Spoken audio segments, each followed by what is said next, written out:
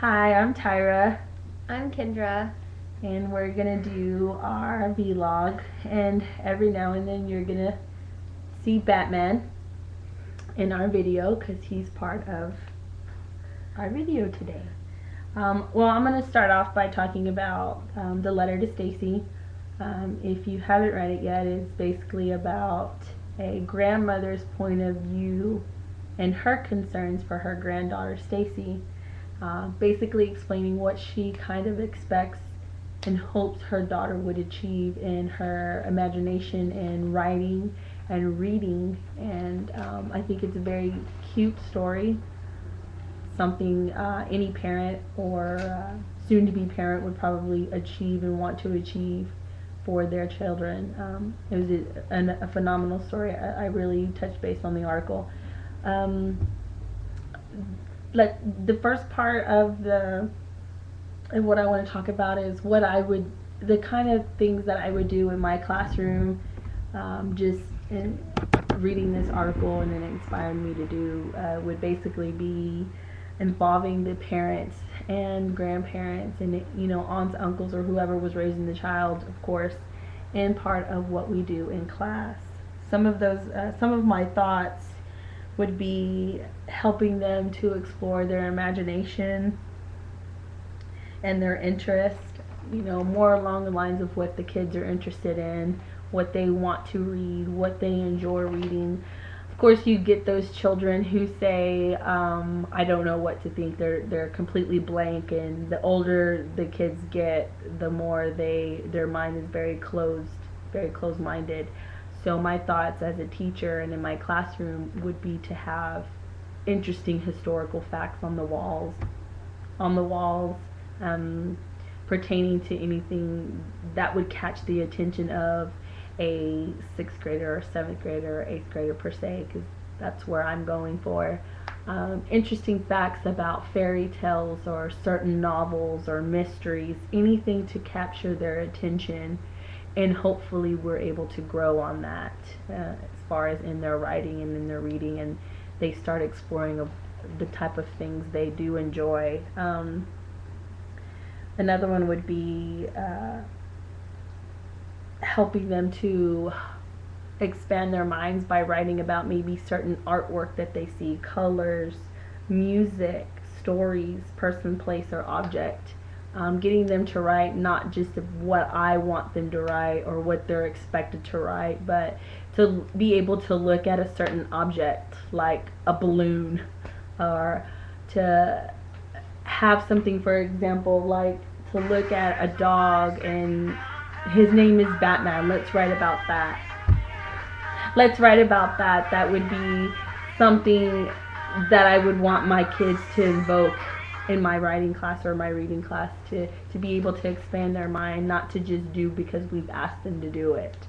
Another idea, after we've done that for 2 or 3 months and I've taught the kids how to explore in their reading and their writing, that once their writing is done, to maybe post it up in a part of the classroom where their peers can go and read their work and critique it, of course, positively and not negatively, constructively, and get their peers to respond to their writing and maybe tell them how to spread their writing out, or to make it better than what they already have.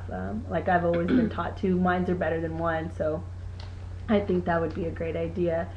And then maybe have an evening or an afternoon where we have writing open house in my classroom, where I then involve the parents, or I involve the mother, the father, the aunt, the grandparents, to come and look at their writing, look at the books that they're reading in the classroom, look at what your child has enjoyed doing, so that maybe they can use that outside of the classroom, use that to enhance their mind outside of my classroom per se. And then I'd like for the parents to make comments on their writing, or hey, why don't you talk about this, or why didn't you say this about this subject, or why don't you think about it through this point of view. And just, I think that would expand their mind frame of not just completely staying in one box. that's how I would involve the community in building the trust, not only with my peers, but now I'm building the trust with their parents or their grandparents or whoever their guardian is at that time. I think that would help my children open up to me more and get the community involved, and maybe help the parents realize, like, hey, I need to bring more of these books or more of this into my children. I didn't know that that's what they were interested in. So I think it'll help the kids not only explore their minds, but make a voice for themselves that they have never been heard before. So I think that that's what I would expect. I am a parent of two, so I've been through quite a bit of teachers, and I think I've maybe seen maybe two out of the handful of teachers I've been exposed to that has touched my kids the way that I feel that they should be touched. So I think more of that should be involved, the community, the exploring with the parents, the getting them involved. So that's what I got out of that article. Okay, I did the 7 strategies article, and it's really neat. Like we talked about in class, like the becoming culturally literate and going to churches and just experiencing that and seeing what the kids are a part of, and just being able to touch on that in the classroom to make connections with them and help them, and just getting involved, either if it's just going to the football game on Friday night or just going to their home and just seeing what their home life is like. And then there's the analyzing your instructional material. Like, it's important to do that because some of your stuff obviously gets outdated. You need to update it, and you don't want, like it says, with cliches and stuff like that, because kids can't learn from stuff that's not up to date.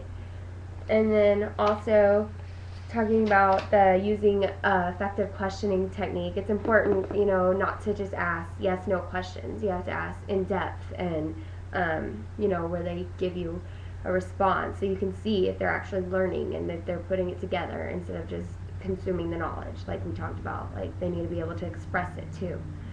And then also I thought, it's just important to touch on everything and make sure that you build a safe community and all the kids feel like it's okay to talk and they're not afraid, and you just build bonds with them and connect with them. And that's all. That's great. So we're going to also kind of touch a little bit together on the caring classroom. And on that article, the Hazelwood School was really the school that I guess brought attention to this. It has they've worked hard to develop the community of learning the development of a community of the learning environment, and they've worked really, really hard. And I think that it's something that needs to be implemented in a statewide situation. We have so many kids dropping out of school, and the dropout rate for Texas is amazing, and also the distrust that students have with their teachers is also a big factor. And that kind of touches on the 7 strategies too as well, right. Because it tells us about creating a safe environment and a good environment for the kids. Right. As much as teachers want to, some of them don't want to admit, but a lot of who they are, supportive and trustworthy, is how you bring peers, how you bring children into their room, helping them expand their minds, and critiquing them positively instead of negatively. We don't know what's going through their minds or what they're going through at home, and being able to pull the children in, which kind of touches on the letter to Stacy. A lot of those parents expect a lot, and some of them are actively involved in the community and the building of the schools and the students. However, you have those parents who aren't, and once you develop that trust from the student, you may develop that trust with the parents. And I liked how it said about not having your room all decorated and allowing the kids to do things and you decorate it with those. Mm-hmm. I think that's really neat. Like, I think on parent night, like, it might be boring, but if you explain to them, hey, like, your kids, this room's going to be filled up with their stuff, like, Right. they'll get really, interested and involved. And then I liked how it said about them making up the rules, so then you can kind of, integrate your ideas too. Letting them know that they have a voice Right. with themselves, and the decoration of the room strives for a sense of achievement, that this is what we achieved. And I think we miss a lot of that in our classrooms. Another thing that I touched with was the rewards and their instructive motivation, intrinsic motivation, rewarding kids for learning. When I read it, I reread it twice because it took me a minute to understand what exactly it was actually doing to the children. Children should want to learn, to stretch their imagination, to make themselves better, to improve their quality of life, their building of their brain, and we reward them for that. We should be. That kind of touches on the constructive learning too. Like, they're not going to want to learn it unless you explain to them what they're going to use it in the real world for, and like why it's important to learn it. Right. We're basically making the kids believe that it's not worth their time to learn without some type of reward. And their reward, and what we need to get them to help them understand, is their reward is what they have just learned, what they are building on, that they are able to stretch their imagination out, or they're able to learn more and want to learn more.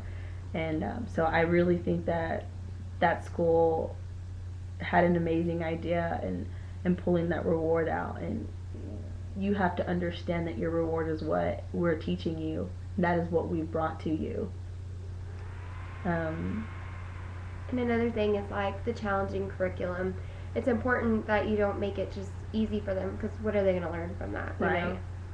And you just need to push the kids to learn, because they need motivation. And if you're not motivated, why would they be motivated?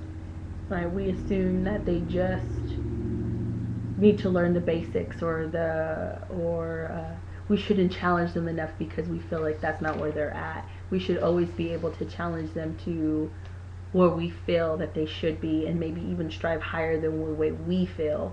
We never know what they're going to accumulate or what they're actually going to learn, and I think we also lack that in our school system. I mean, I also feel like we segregate our kids. You got all these AP classes, and there's no telling who can actually be in there as an AP. I mean, have we even given all the students a chance to achieve that AP advantage, or have we just already set it in our mind frames like, nope, we're not going to challenge these kids because they're just incapable? And I think that's another place that we go wrong as well, or that we could go wrong in our classrooms. So basically the article just helps us learn and be better teachers. The articles were all three of them, I think, were very interesting and have taught me a lot and made me open my eyes in a broader sense, and made me understand and help me understand where I need to go in my classroom. I'm very excited about getting there, learning more on how to teach reading and how to get them to explore their imagination in reading, and of course writing about their reading. So for those who have children, or gonna have children, or have those plans, I mean, keep your children in those books and always strive for the best. And that's it.